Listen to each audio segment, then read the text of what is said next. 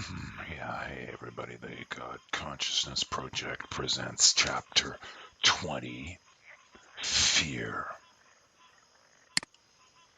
Fear can get your ear. Ha! I could not resist, could I? Well, that is a bit of an inside joke between you and the other you who is reading this part of this book, and you know who you are, at least as far as the joke thing is concerned. This might be the only time in this whole book where I indulge in doing something like this, so I hope you are smiling knowingly. And you know who you are, don't you? Enough of that. This fears your ear and you get scared. I will share an intimate truth. There is a human I know who gets scared when certain types of dogs come up to him. He feels a flow of fear. He is intimidated by the dogs. He doesn't know if they're going to take a bite out of him, and he doesn't like the fact that the dogs can bite him on the level of height they are and in relationship to certain parts of his body. And he has this feeling that the dogs can sense this trepidation in him and that they therefore take or might take further liberties with him. He doesn't like the feeling that they might jump on him and put their paws on him and maybe scratch him with their claws. He doesn't like the way they just feel free to come around him and sniff at his body. He feels vulnerable and exposed. Who knows, they might take a bite out of a particularly sensitive part of his body. He feels fear. And there are other times that he feels fear too. Sometimes when he thinks about his future and how he is going to get by, well, he feels uneasy. He thinks there won't be enough money for this or for that. He wonders how his old age is going to go, whether he will have enough money to get by. He has some health concerns and wonders how he will make enough money to pay his way and take care of himself, let alone meet his family obligations. So he feels scared. He feels fear. In his life, he has felt fear. Sometimes he has been threatened with physical violence. He felt fear. He has been caught doing activities that were wrong, or he worried about getting caught and he felt fear. Maybe you have felt fear? Have you felt fear? Ever? Most of you have felt fear at some time or other, haven't you? Yes, you have. And fear is important.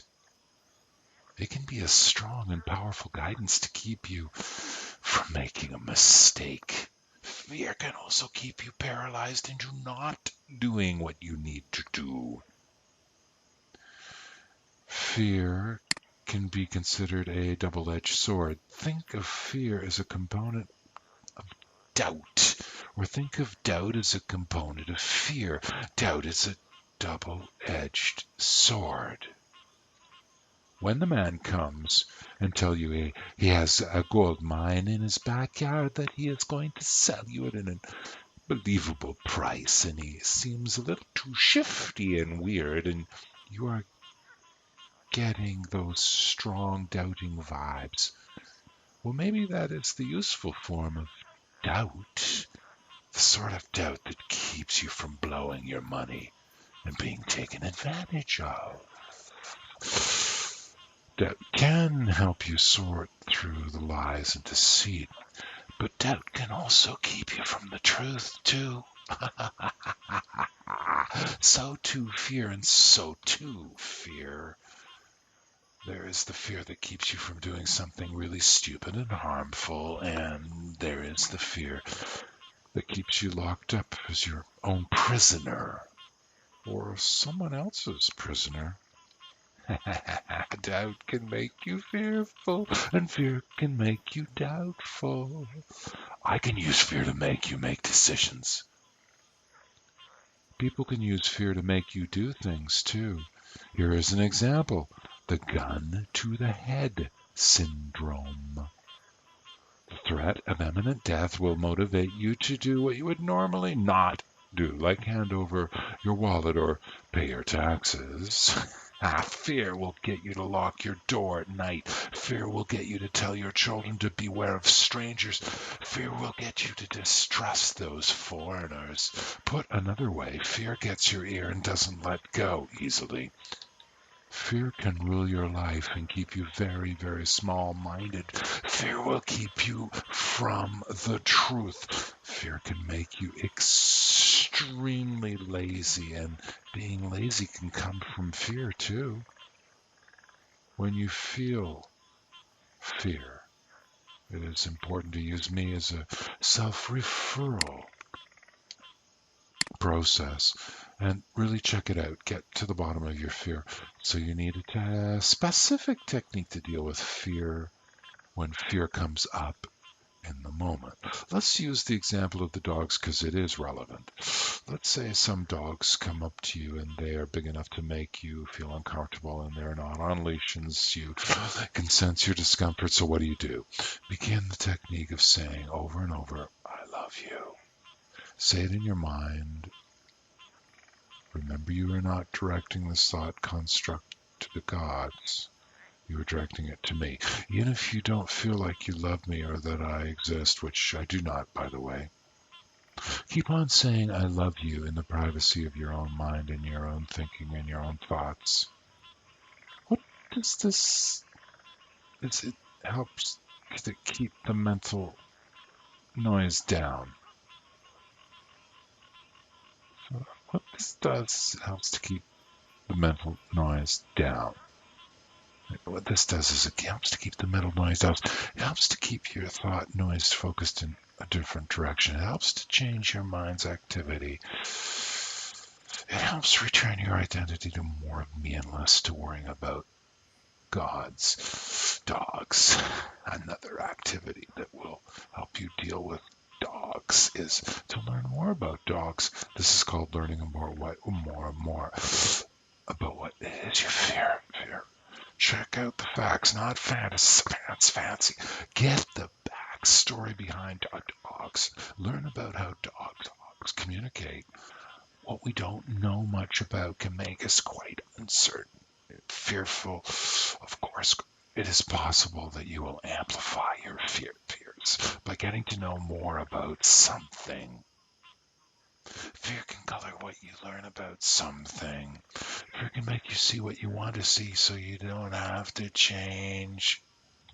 It can keep you locked into a viewpoint instead of opinions that you believe in or are comfortable with. It takes less energy to stay stupid and ignorant than it does to open up and learn and get open and learning, and it does to get open and learning. But that is what I want you to get doing. I want you to learn more about everything. I want more about everything. I want you to take on. I want you to take action on. I want you to take action on the stuff you are not. On the stuff that you are not taking action on because of being too busy or to this or. Because of being too busy or to this or that, it is time for you to take your change of your life. Change. It is time for you to take charge of your life and make things happen that you are really wanting and needing to have happen. And let me include stuff that you've been putting off. And sometimes fear is a good motivator for change. I said sometimes fear is a good motivator for change. Fear of starving might get you to take a proper care of your food situation. Fear of getting lung cancer may get you to stop doing something really, really stupid like smoking tobacco. But you know that motivation from a negative state can only take you so far. Let us consider the opposite of fear. What is the opposite of fear? The polar opposite, the black and white opposite.